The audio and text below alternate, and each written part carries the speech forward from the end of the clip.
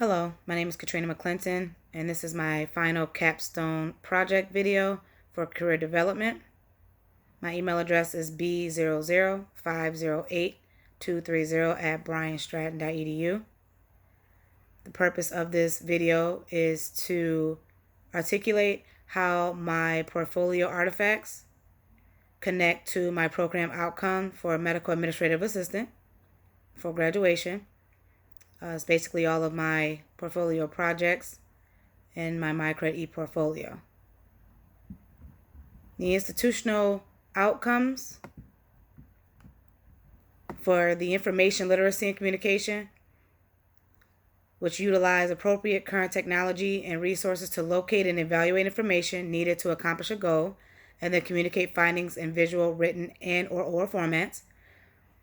This was in an Ethics in Health and Human Services course, and there was a project about a paper that I chose, which was for abortion. The project's outcome was met because I researched on all available sources that I had access to, and I communicated that in a written form in a paper. Relational learning. Transfer knowledge, skills, and behaviors acquired through formal and informal learning and life experiences to new situations. This was through the Quality Improvement Medical Office course. I had to write about an interpersonal communication I had with a work colleague from the bank that miscommunicated about how much ATM money to put into the ATM during a holiday weekend. The information I was given was incorrect, so I followed what the person told me to do, but it was incorrect. So there was miscommunication, there was misinformation on that person's part. So what I did was, for the next situation, I double checked with the person. I made sure that everything was correct. I made sure that the ATM was fully loaded with money so that it wouldn't happen again with the money running out. So I learned from that outcome through that project. Thinking abilities, employ strategies for reflection on learning and practice in order to adjust learning processes for continual improvement. That was through cultural competence in the health services course. There was a project about an evaluation report about a chosen topic that I chose, which this one was suicide. That report helped me study and understand that learning about suicide can help me make better choices when dealing with patients who are thinking about suicide, as well as friends, family members, or myself. So there was tips in that research that helped me think about that situation if I was put into it with a patient or anyone that I know. Quantitative and scientific reasoning.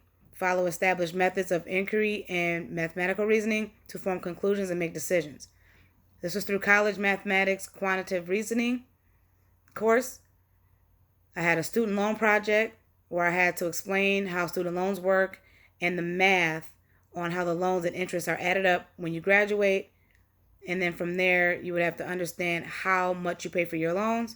So it was learning for me because I had to understand how long a loan was, what the interest was, what my payments were. So that helped me learn how to add up how much I was supposed to pay per month. And also knowing that I had to make good decisions on making payments for my college loans. Community and career. Participate in social, academic, and professional communities for individual growth. This was through CAPS265. It was a global awareness assessment. I interviewed someone that I knew, came up with 5 open-ended questions about their cultural difference with job searching. I was able to sit down and interview this person and learn from another race or another cultural background of how an interview and a job search process is for them. So me having a bias on certain races, this helped me not be so biased and understand that race or that cultural background is different than mine. Yes, we all go through different experiences, when it comes to interviewing and job searches, but it gave me an insight to how this person race or cultural difference from me was different in that process. So I learned a lot from that. Program outcomes. Ensure confidentiality and fulfill HIPAA standards for creation, distribution, and release of medical information. I learned this through medical office procedure course. There was a project about patient and medical assistant interaction once they contact the office. So the medical assistant and the medical office has to follow all HIPAA laws. So the medical information will not be released. We are not giving out any information to the wrong person. And we are following all HIPAA laws. And we're also making sure that we have forms on file if there is another person coming in for a patient, that we have the legal forms on file to be able to speak to that person. Demonstrate professional and interpersonal communication and support services resulting in high patient, customer, client satisfaction ratings. Through career development, theory and practice course, there was a project about writing a professional email to a company you want to work for and send it to the head of human resources. It taught me how to communicate in a professional manner to any client or patient. I was able to understand how to be professional, whether it was through email, social media, or face-to-face. Evaluate office operations to recommend process changes for improving efficiency and or flexibility. Electronic health records course. There was a project of 19 pages of looking up patient information from utilizing practice management and HIM software. It helped me understand the office operations of looking up patient information and registration and to be efficient and professional.